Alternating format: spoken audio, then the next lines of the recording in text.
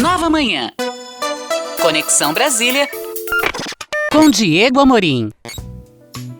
Diego Amorim, que está sempre aqui com a gente, trazendo uma análise, bastidor, nessa conexão com Brasília. Bom dia, tudo bem, Diego?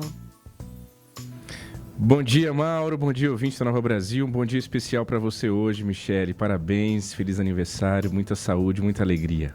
Obrigada. Quarentei, hein?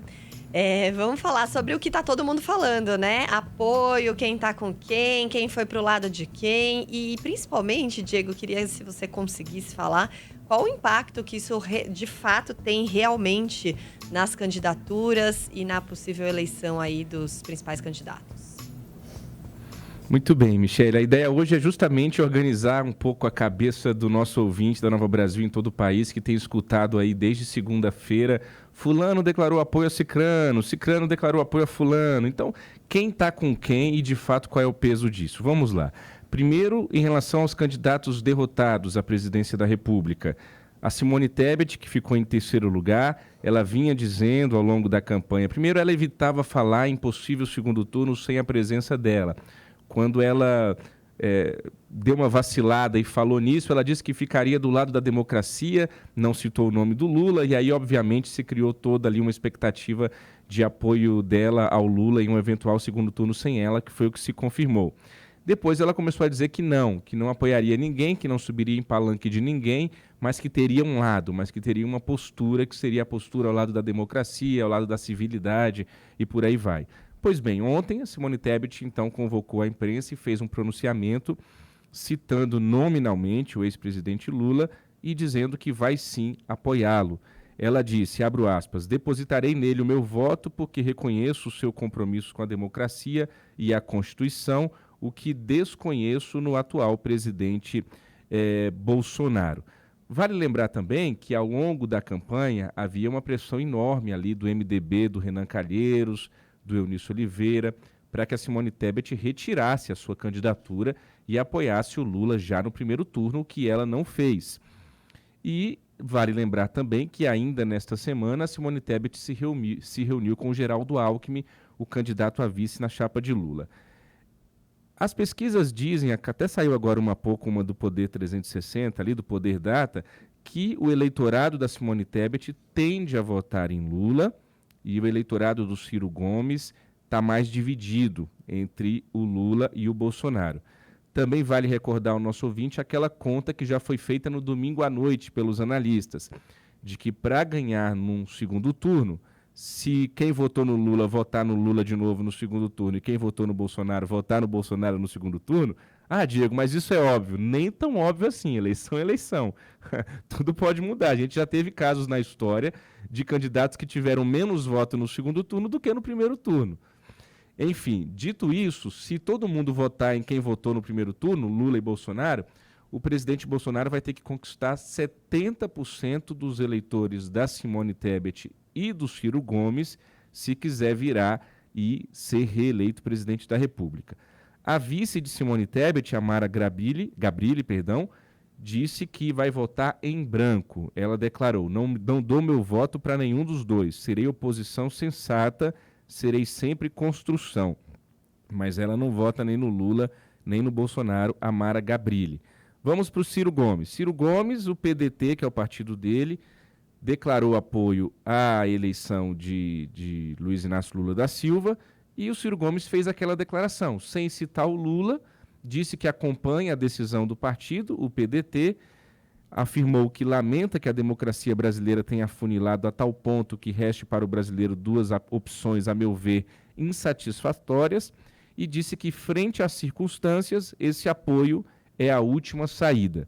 Mas vale lembrar que o Ciro Gomes não cita o nome do Lula. Isso aconteceu também, só a título de curiosidade, com a Leila Barros, que é senadora aqui pelo Distrito Federal, foi candidata ao Palácio do Buriti, ela não ganhou a eleição aqui, o Ibanez, atual governador do MDB, foi reeleito, e ontem ela divulgou uma nota também aí nessa leva de todo mundo declarando apoio a um ao outro, ela divulgou uma nota dizendo que vai acompanhar a decisão do partido dela, o PDT, mas ela não cita o nome do Lula nessa nota que ela divulgou à imprensa. A Soraya Tronic, da União Brasil, que ficou apenas com 0,5% dos votos, 600 mil votos, disse que vai votar nulo Ela chegou a escrever no Twitter: nenhum desses bandidos merece o meu apoio. Ainda entre os presidenciáveis, Luiz Felipe Dávila, do Novo, disse que vai votar nulo.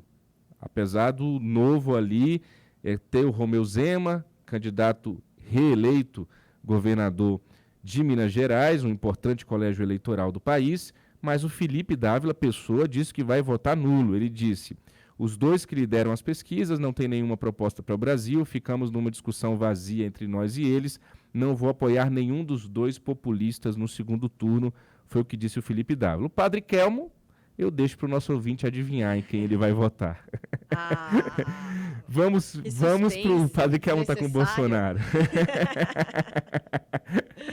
Padre Kelmo tá com o Bolsonaro, claro, capaz de ter votado nele já no primeiro turno. Ex-presidentes, vamos para os ex-presidentes.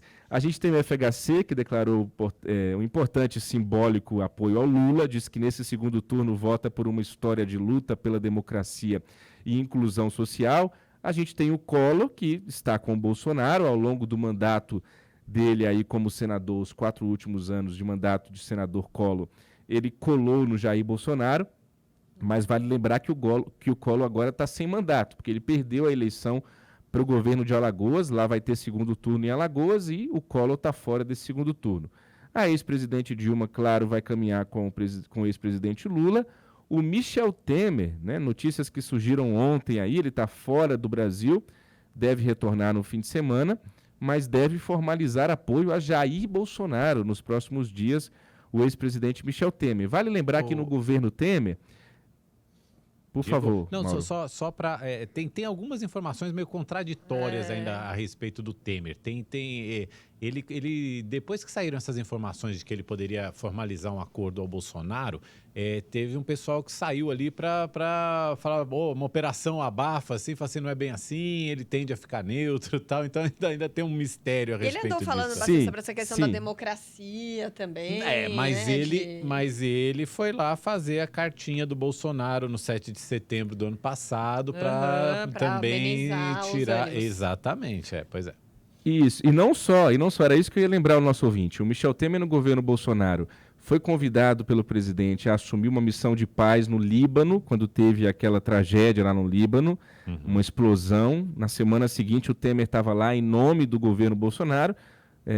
O Temer chegou a ser cogitado em vários momentos do mandato para assumir o Itamaraty, o Ministério das Relações Exteriores do presidente Bolsonaro. Eu tinha contato ao longo de todo esses 4 anos de governo Bolsonaro com interlocutores ali do Michel Temer. Eles diziam, olha, ele está ouvindo, mas está analisando.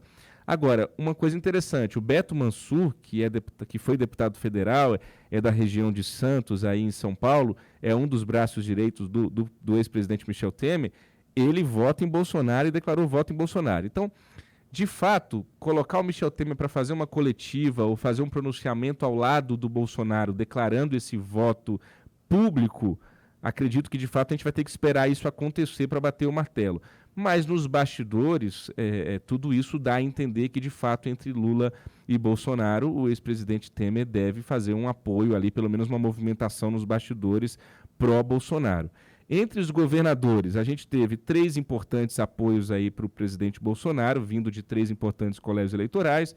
Romeu Zema, reeleito em Minas Gerais, disse o seguinte: não poderia também deixar nesse momento de estarmos aqui colocando as nossas divergências de lado, eu sempre dialoguei com o presidente Bolsonaro, disse Romeu Zema.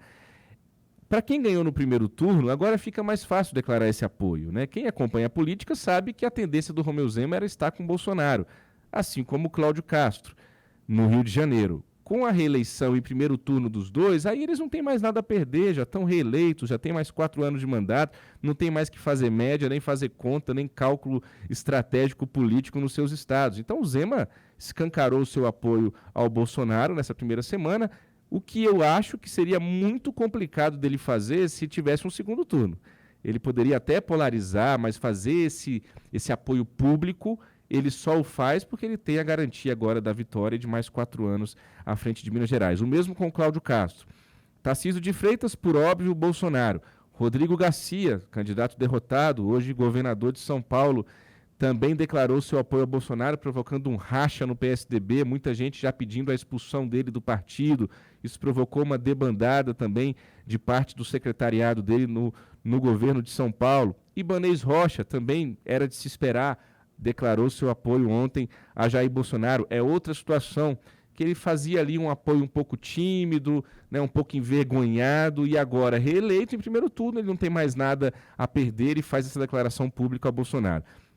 E ainda na leva do Bolsonaro de governadores, a gente tem o Ratinho Júnior no Paraná e o Gladson Cameli lá no Acre, além do Mauro Mendes no Mato Grosso, o Antônio Denário em Roraima e o Vanderlei Barbosa em Tocantins. Do lado do Lula, caminhando para o fim, ele tem o apoio dos governadores eleitos em primeiro turno do Partido dos Trabalhadores, por óbvio, Fátima Bezerra no Rio Grande do Norte, Rafael Fonteles no Piauí, que foi uma surpresa, o Eumano de Freitas no Ceará, que foi uma importante virada e uma eleição em primeiro turno muito significativa para o Partido dos Trabalhadores no Ceará.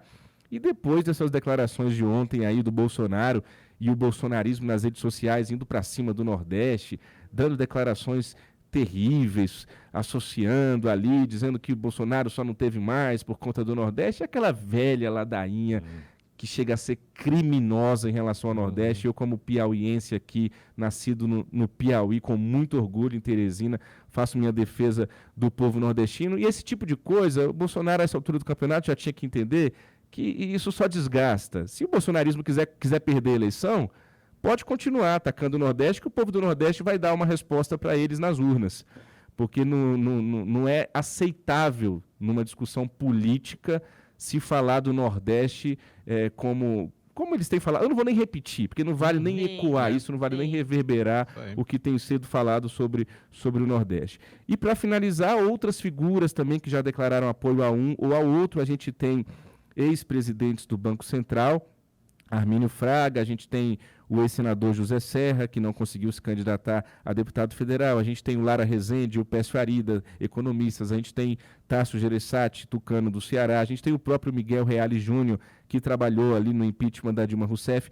Todos esses declararam apoio ao Lula, assim como ex-ministros do Supremo Tribunal Federal, como Aires Brito, Celso de Mello, Joaquim Barbosa, Carlos Veloso e Nelson Jobim.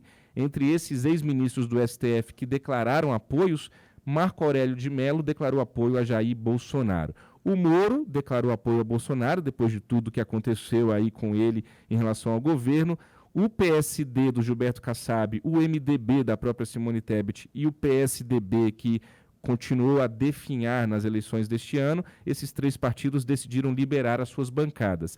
E o Cidadania, do Roberto Freire, que formou federação com o PSDB e apoiou Simone Tebet no primeiro turno, declarou apoio ao ex-presidente Lula.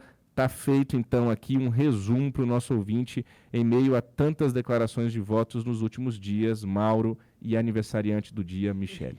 Com exceção dessa questão do Temer, tem alguém, assim, de grande relevância que ainda seja incógnita, pelo que vocês lembrem? Acredito que não, hein? Boa pergunta. Acredito que não. Tem os presidenciáveis, os governadores. Acho que agora vai ser com o eleitor. Agora falta... Você perguntou bem... Falta a Michele perguntou no início qual seria o peso, que é o eleitor, exatamente. Eu ia concluir dizendo o seguinte: às vezes uma declaração de apoio dessa, em vez de reforçar para um lado, faz reforçar para o outro, né? Então, é a cabeça do eleitor mesmo. Não dá para a gente ficar fazendo aqui uma análise um pouco de bola de cristal, de que se esse apoio vai trazer mais ou menos votos, porque às vezes o camarada votou na Simone, mas o fato dela declarar o apoio ao Lula vai fazer o cara votar no Bolsonaro. Ou vice-versa, o cara votou, né, no Ciro, mas o posicionamento do Ciro vai fazer ele votar no Bolsonaro. Então, agora é com a vossa majestade a urna. É isso aí. Diego Amorim, obrigado por hoje. Até amanhã. Obrigada, Diego. Até amanhã. Um abraço. Tchau, tchau.